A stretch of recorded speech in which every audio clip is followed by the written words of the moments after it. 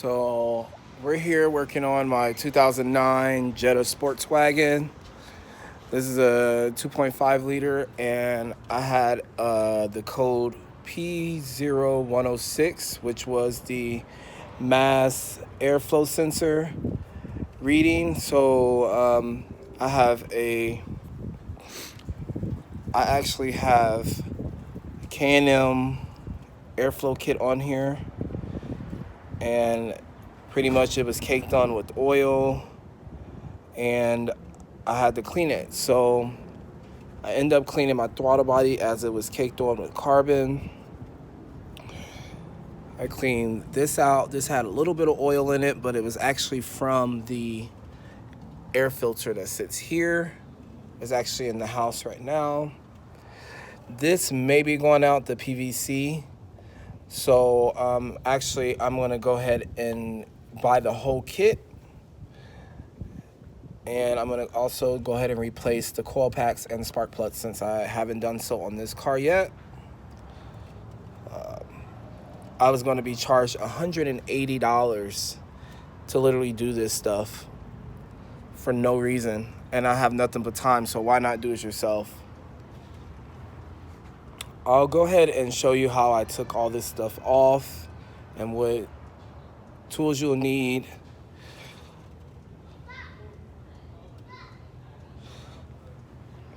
Sorry it's so bright. I'm using my cell phone. I don't normally vlog or anything, but this camera, it's like glary, very glary. This is all dirty, very dirty. It's dust. I live in Arizona. It's really dusty here. Pretty much, I'm getting a P0106 code, which is a common code for these cars. Not too common for these engines, but it happens. I had some other codes, they're all related. So I went on and did some research on figuring out how to do this on my own. Because who wants to spend unnecessary money if you don't, if you don't have the money, or you just want to be able to work on your own car? Why not?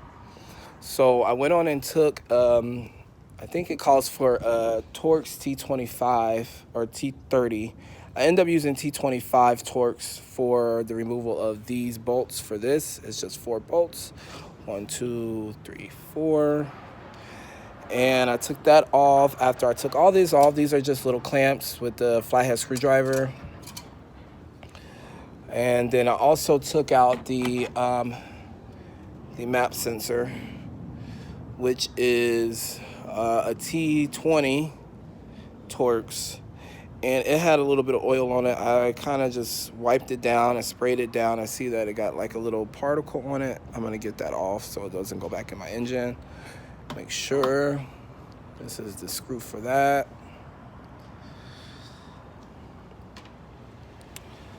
I'm not gonna replace that unless it needs to be replaced. I went on and bought this. This was $6 and some change, just so I can get all the carbon out of this. And if I have this issue again, most likely I will be switching out the whole head and the coil packs and the spark plugs. Why not? Because it just needs to tune up anyway. I haven't had this car long, so these are common issues to look out for these Volkswagens. Easy fix though, not too bad, nothing major. But my air intake flow here that sits here, which is actually in my house right now drying, what had way too much oil on the K&M filter, and it was pretty much pulling that oil into my throttle, all this, and it was caking on it, and it blew that code here for this damn map sensor. So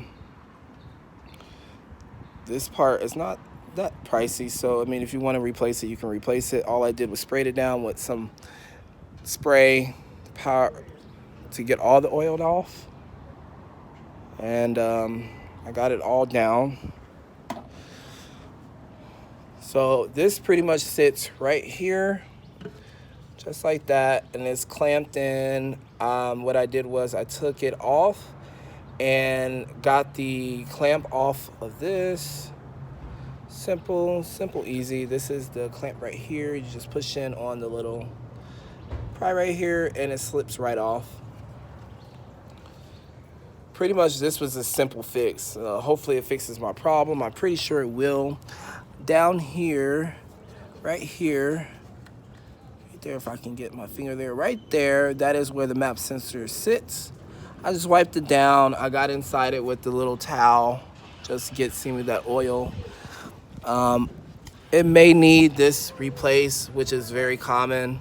If it does, just end up replacing the whole head. It's one solid piece. This piece right here will go through it again, so you might as well just replace the whole thing. It's only 130 something bucks. I'll render this up and link that down below for one of the guys I found all this information on. Very helpful. You know, people need to really start doing research on their cars and stop letting these auto mechanics be trusted, because at the end of the day, they're actually overcharging you for hour of labor for yourself. Why not do it yourself? This is what I'm about now. I like to be hands-on with my stuff. I like to know what I'm doing, especially with your own car. Can't be trusting people touching your car.